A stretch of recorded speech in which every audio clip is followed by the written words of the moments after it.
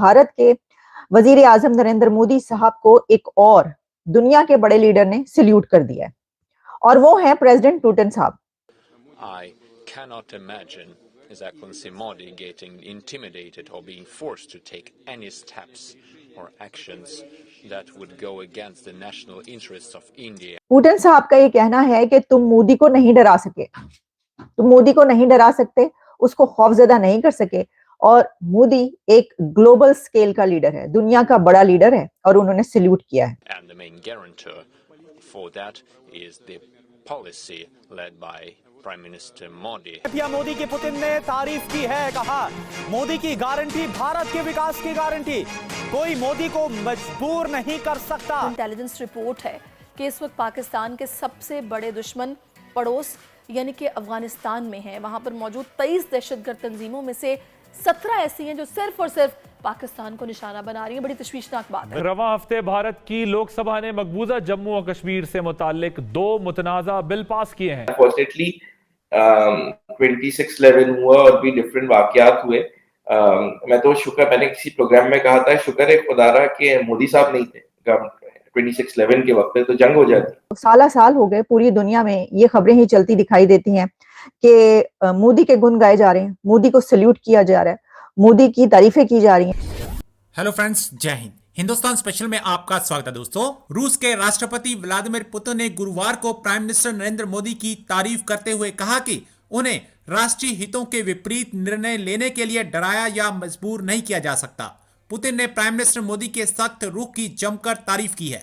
Reports के मुताबिक रूस के राष्ट्रपति के कार्यालय ने 14वें वीटीबी इन्वेस्टमेंट फोरम रूस कॉलिंग में पुतिन के हवाले से कहा, मैं कल्पना नहीं कर सकता कि मोदी को भारत और भारतीय लोगों के राष्ट्रीय हितों के विपरीत कोई भी कार्य, कदम और निर्णय लेने के लिए डराया, धमकाया या मजबूर किया जा सकता है।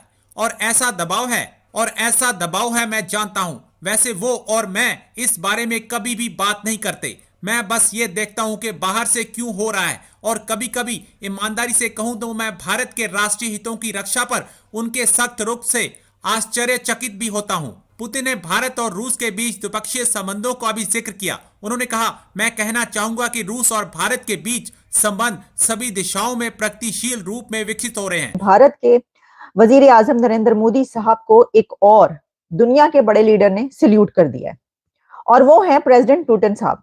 पुतिन साहब का ये कहना है कि तुम मोदी को नहीं डरा सके, तुम मोदी को नहीं डरा सकते, उसको खौफजदा नहीं कर सके। और मोदी एक ग्लोबल स्केल का लीडर है, दुनिया का बड़ा लीडर है और उन्होंने सल्यूट किया है। अब ये क्यों किया है, उन्होंने ऐसी बात क्यों की है? यार, जहां सभी करते चले आ रहे हैं तो उन्होंने भी कर दी, तो कौन सी ऐसी एक अनोखी बात होगी? ठीक है, लेकिन उनकी तो देखिए ना कि भारत की अपने मुल्क की भी और उनके वजीर आजम की तारीफें तो हर कोई करता हुआ दिखाई देता है। तो अब पुतिन साहब जो हैं, उन्होंने ये बात इस बिना पर कही है कि यूक्रेन और रशिया की जंग के दौरान बहुत से ऐसे मौके आए कि जब कंट्रीज पर प्रेशर आया। हमें याद है कि हम ये खबरें आप तक पहुंचाते रहे, कई कंट्रीज को प्रेशराइज करने की कोशिशें की गई और हमेशा ऐसा होता है। ये भी कोई अनोखी बात नहीं है। जो ब्लॉक्स हैं वो इसीलिए बनते हैं कि कोई हमारा तरफ आए, हमारी साइड ले और कोई किसी और की तरफ चला जाए। तो ऐसा करने की कई मर्तबा कोशिश की गई कि कंट्रीज को ये कहा जाए कि जनाब, ये जो यूक्रेन है आप इसका साथ दें, या रशिया जो वो चाहता था हमारा साथ दें। तो उस सिचुएशन में हमें ये नजर आया कि जो इंडिया है उसके लिए एक पुल सरात पे चलने का काम इसलिए था क्योंकि इंडिया और रशिया के जो रिलेशंस है डेकेड से, वो बेइंतहा बहुत ज्यादा करीबी रिलेशंस, और हमेशा वो एक दूसरे के साथ खड़े हुए नजर आए। अब इस सिचुएशन में कि इंडिया वो कंट्री के जो नॉन अलाइनमेंट की मूवमेंट की बात करता है और एक ऐसा कंट्री बन चुका है, इतना ताकतवर हो चुका है कि उसको अब ये देखना होता है कि भाई हम किसी के कहने पर किसी की साइड ले सकते हैं क्या? और ये भी कि उनकी तो ट्रेड, उनकी इन्वेस्टमेंट्स और उनके जो एग्रीमेंट्स है वो पूरी दुनिया के कंट्रीज के साथ है, उनका दुश्मन हो या उनका दोस्त हो। तो इस सिचुएशन में ऐसे मुल्क के लिए जो एक ऐसे स्टेटस जिसके पास मिल जाए उसको और एक ऐसे स्टेचर पर हो, तो फिर बहुत मुश्किल होता है ये फैसला करना। और फिर ये नजर आया, ये फैसला किया गया कि जो कि प्रेसिडेंट पुतिन ने कहा है कि उस दौरान इंडिया ने बड़ा एक सॉलिडारिटी ना सिर्फ शो की बल्कि स्टैंड लिया इस बात पर कि वो किसी की तरफ टिल्ट का नहीं शो करेंगे।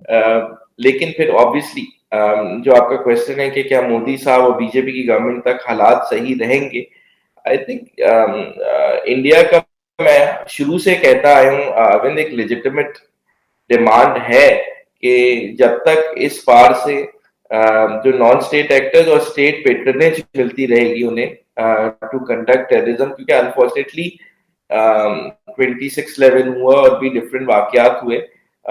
मैं तो शुक्र, मैंने किसी प्रोग्राम में कहा था, शुक्र है खुदारा कि मोदी साहब नहीं थे 26/11 के वक्त पे, तो जंग हो जाती। तो बहुत ज्यादा मामला थे। तो इंडिया हैज अ हिस्ट्री जो कि है अच्छा, जिसपे पाकिस्तान को रिलेशनशिप पे हो सकता है, लेकिन पॉइंट यही है कि क्या मोदी साहब के रहते हुए हालात, बिल्कुल मेरे ख्याल से नेक्स्ट अगर मोदी साहब की नई गवर्नमेंट आएगी और बेहतर होंगे हालात।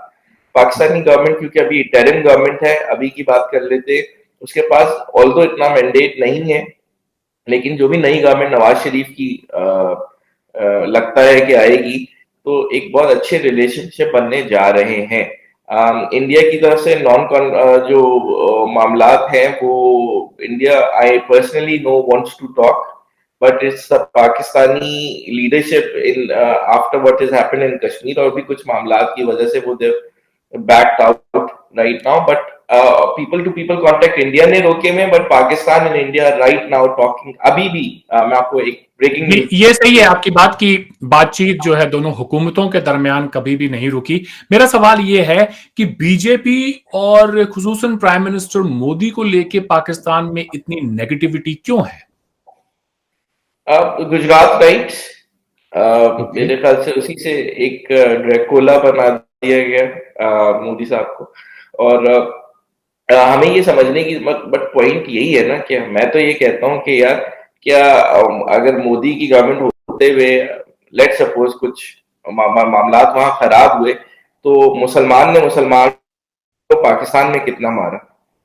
तो हमें मसला ये है कि हमें इंट्रोस्पेक्शन करनी पड़ेगी एज ए सोसाइटी, और हमें देखना पड़ेगा कि किसी से नफरत की बजाय, actually media is so bad in both countries, जो उसने प्रोजेक्शन की। तो मोदी साहब का एक ट्रैक रिकॉर्ड जब आए तो था, बट मोदी साहब केम टू पाकिस्तान, चीजें चेंज होती जा रही थी, लेकिन जब से ये इमरान खान और ये राइट विंग और कुछ हमारे लोगों ने यहाँ पे मोदी साहब का किया, तो मामला पीछे की तरफ गए, ना कि आगे होने की तरफ से।